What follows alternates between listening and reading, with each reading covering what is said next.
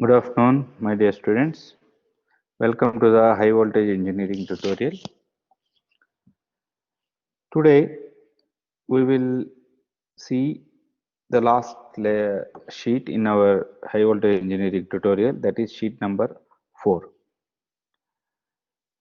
So this is about underground cables.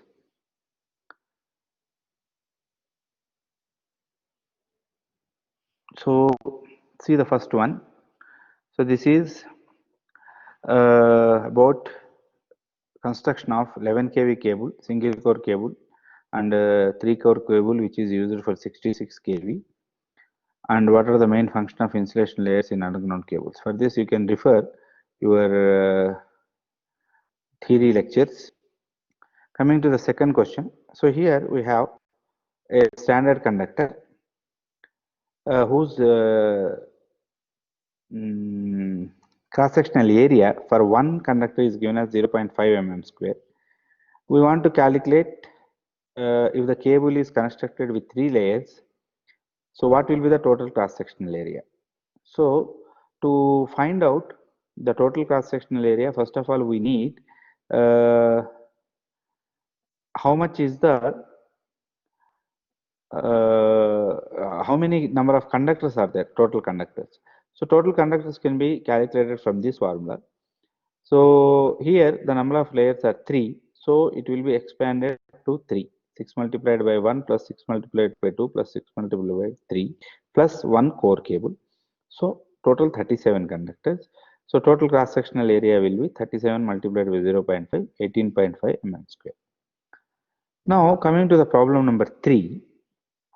So here this is a 2-layer cable, and the radius 1 is given, core radius, and relative permittivity of first layer is given, relative permittivity of second layer is given, the electric field intensity of the first layer is given, electric field intensity of second layer is given.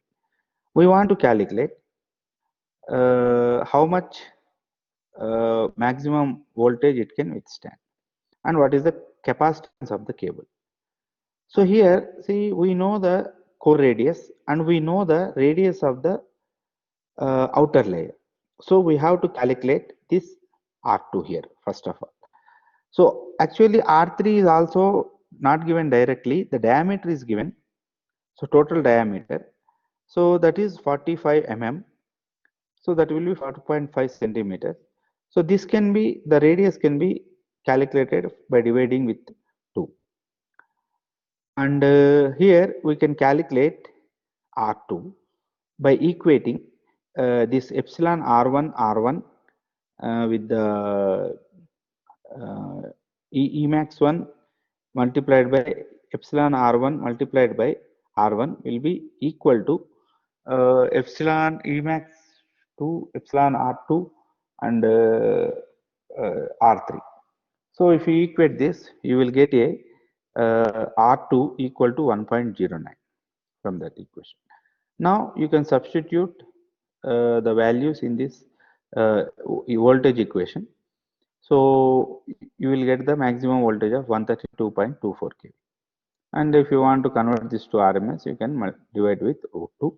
And the total capacitance can be calculated from this formula, 2 by epsilon naught by 1 by epsilon R1 L1 natural logarithm R2 by R1 plus 1 by epsilon R2 natural logarithm R3 by R2. So the total capacitance will be 0.177 nanofarad per meter. Now coming to the problem number 4. So here directly the Emax1 is not given. The potential gradient is given. Means maximum it can be the Emax1. So first of all, what we will do, we will assume that Emax1 will be 40 kV per centimeter and we will calculate Emax2. So we will get the Emax2 is equals to 30 kV per centimeter. But this is more than the maximum potential gradient. So we cannot take Emax1 as 40 kV per centimeter.